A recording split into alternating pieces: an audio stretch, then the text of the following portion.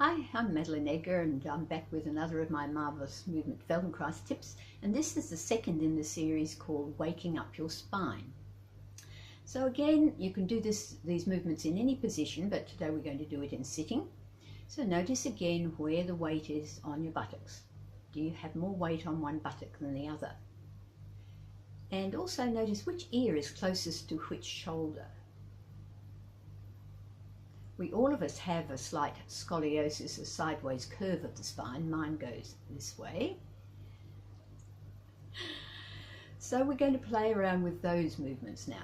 So feel the weight on your buttocks, feel the vertebrae coming up through your lower back and your chest, your neck.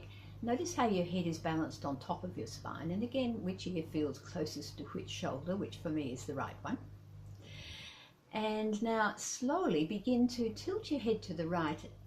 No, just lean across and put your weight on your right buttock, and then come back to the middle, and then put your weight on your left buttock and come back to the middle. And notice how you use your head and spine when you do this. So most of us, when we do it this way, we feel like the spine is a broomstick. In other words, it's up straight and it's just going like this. Top's moving, the bottom's pretty fixed. Okay. So an alternative to this is that as you shift your weight to your left buttock, you take your head to the right, and then you go into your curve, or into my scoliosis, which is curved over to the left, and then come back to the middle. And do that a few times, just to the right and back, feeling how familiar that is for you. And what happens to the ribs on the right side, and what happens to the ribs on the left side? Which one's open? Which ones close? And come back to the middle, and now try shifting your weight to your right buttock and curving your head to the left. Now for me that's not as easy because my natural scoliosis is the other way. So how is it for you? Because for some of you it will be easier doing this movement of the head to the left and the weight on the right buttock. So now you're getting a C curve instead of a broomstick. And again, notice which vertebrae you feel moving and which ones feel a bit stuck or maybe jammed up. And again, we all have some of those. And for ladies, it's often the area where your bra strap happens to be. And then begin to play with coming back to neutral and then going with the weight on the left buttock and the head to the right. Back to neutral, and again, notice your breathing and what happens to your ribs.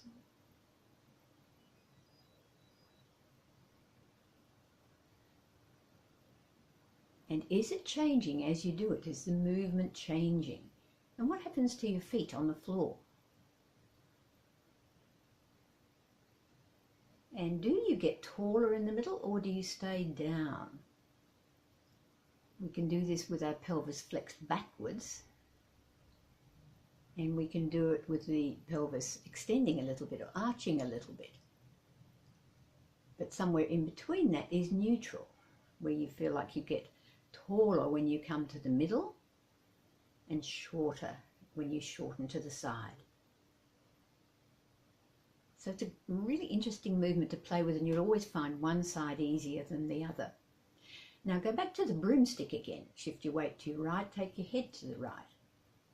Then to the left buttock with your head going to the left. And maybe that movement's changed. So this is all part of what we're doing to wake up your spine. And in the next lesson, we'll go on to the next stage of this. So remember, my Marvellous Movement books are available at marvellousmovement.com, and that will give you something to do at home, just 5 minutes a day of getting down on the floor or playing with movement in all the different positions you can get into. The more information you give to your brain in more different positions, the better. Bye.